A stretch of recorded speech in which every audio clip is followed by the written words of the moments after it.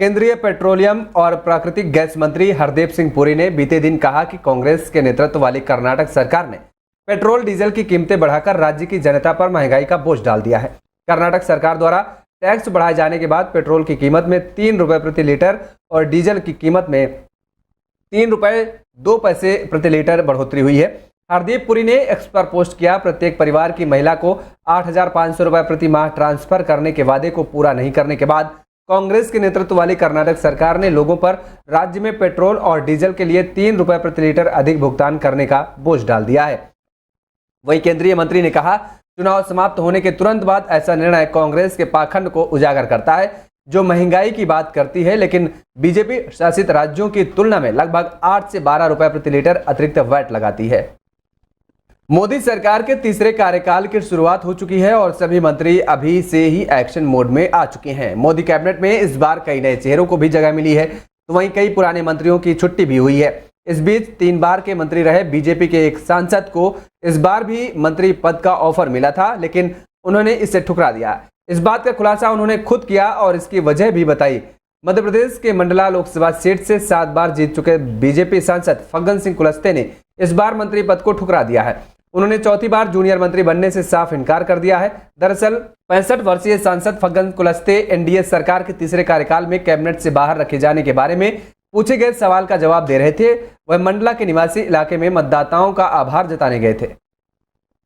2 दिन पहले सुरक्षा बलों ने छत्तीसगढ़ के नारायणपुर जिले में मुठभेड़ में 8 नक्सलियों को मार गिराया था। अब इस मामले में बड़ा खुलासा हुआ है। 8 में से 6 नक्सली वरिष्ठ रैंक के कैडर थे और इन पर 48 लाख रुपए का इनाम घोषित था। पुलिस के मुताबिक ये कैडर नक्सलियों के People's Liberation Guerrilla Army military company number 1 और मार्ट डिवीजन सप्लाई टीम और फॉर्मेशन के थे। बस्तर रेंज के पुलिस महानिरीक्षक सुंदरराज पी ने बताया कि बीते दिन यहां संवाददाता सम्मेलन में कहा था कि नारायणपुर पुलिस के माड़ बचाव अभियान की 1 सप्ताह के अंदर यह दूसरी बड़ी सफलता है। उन्होंने कहा, नारायणपुर जिले के अभुज माड़ 40 वर्षीय से नक्सलियों हिंसा और भय से ग्रस्त था, लेकिन अब स्थानीय लोग आदिवासी और ग्रामीण इस हिंसा, भय और नक्सलवाद से मुक्त होना चाहते थे। सफल नक्सल विरोधी अभियानों से विकास की गति मिल रही है। दिल्ली में पानी संकट का मुद्दा लगातार गहराता जा रहा है और इसको लेकर जमकर सियासत भी हो रही है। सत्ता पक्ष और विपक्ष एक दूसरे पर आरोप प्रत्यारोप लगा रहे हैं। जल संकट के खिलाफ दिल्ली में बीजेपी के कार्यकर्ता ने जमकर विरोध प्रदर्शन कर रहे हैं। बीजेपी नेताओं और कार्यकर्ताओं ने दिल्ली के सभी 14 संगठनात्मक जिलों में प्रदर्शन किया और बीते दिन को 52 स्थानों पर प्रदर्शन की घोषणा की गई है। दिल्ली सरकार की जल मंत्री बीजेपी पर पाइपलाइन को नुकसान पहुंचाने का आरोप लगा रही हैं। दिल्ली बीजेपी अध्यक्ष वीरेंद्र सचदेवा ने कहा, दिल्ली सरकार पाइपलाइनों में रिसाव ठीक करने और पानी की चोरी रोकने में असफल रही। इस समस्या को दूर करने की जगह जल मंत्री आदर्शी बीजेपी पर रिसाव का आरोप लगाने की कोशिश कर रही है। आम आदमी पार्टी सरकार को काम करना चाहिए। अपनी नाकामी छिपाने के लिए वह बीजेपी पर तथ्यहीन आरोप लगा रही हैं।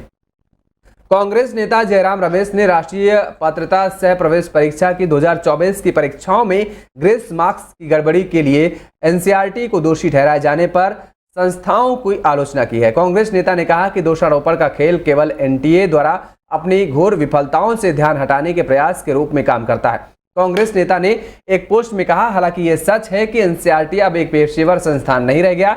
यह 2014 से आरएसएस से संबद्ध संस्था के रूप में काम कर रहा है। अभी हाल ही में यह खुलासा हुआ है कि इसकी संशोधित कक्षा 11 की राजनीति विज्ञान की पाठ्यपुस्तक धर्मनिरपेक्षता की विचार की आलोचना करती है और साथ ही इस संबंध में राजनीतिक दलों की नीतियों की भी आलोचना करती है।